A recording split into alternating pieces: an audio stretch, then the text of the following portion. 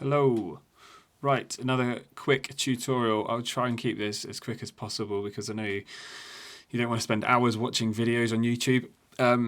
But basically, the problem that I came across just before December was that I wanted to make a kick that cut through lots of frequencies and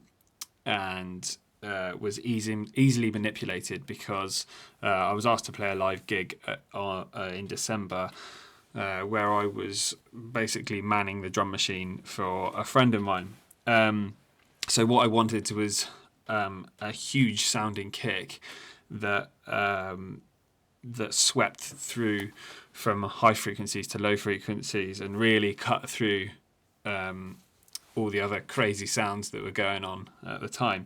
So in order to do that, I used this VST called Bassism. Now it's a pretty simple little VST.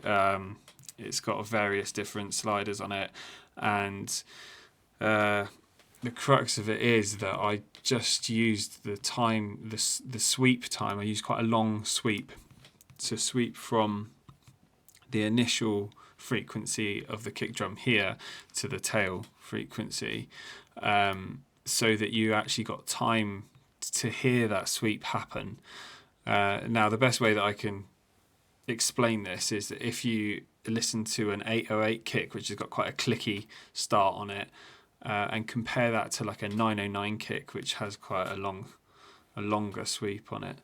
So yeah, that's basically all there is to it. I mean, I adjusted a few of these different parameters to get like a long decay, and then the real beauty of this little VST is the fact that you can click on this here, which is the end frequency of your kick drum, and you can actually select a note.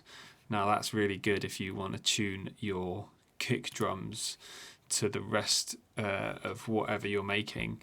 Yeah, that's a really useful tool. So what I then did was, let's go into this. Right, so what I've done here, which you can do this in most programs. In fact, you can do it all programs. What I've done is I've taken the clean signal here that's coming out of the VST. I've put that into a splitter, which basically just multiplies the signal. So I've now got this signal coming in here, and I've got two copies of that signal coming out. So one clean copy I will send to a mixer channel, and then I'll send another copy, which is this one here, into this distortion unit, Scream 4 distortion unit, which is all right. I don't really rate it, but it's got some pretty weird frequencies that you can achieve on it. But yeah, this is just to show you an example. So the signal comes, that other signal, sorry, comes from the splitter. It comes into the distortion unit, then back into this mixer here, and you can see, I know it might look a bit confusing, but I've got there's only one cable coming out of all of these. That's because I'm working purely in mono here. The same with the mixer coming in here, and that'll be reflected up here as well, where the I can't even remember what this thing's called now. But so basically, so I'll play that. I'll press play now. You'll be able to hear that kick drum.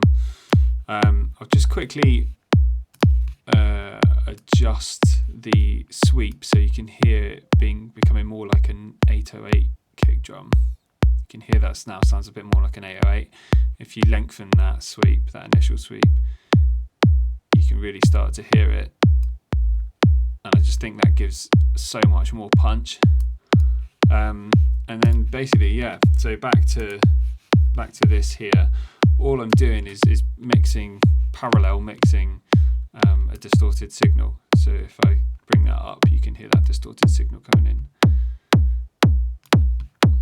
I mean, that's quite a lot. I probably have a little bit in. Yeah, and that's basically it. That is it. Maybe a little bit of compression on the whole thing once you're done, just to glue it all together. But yeah, that's about it.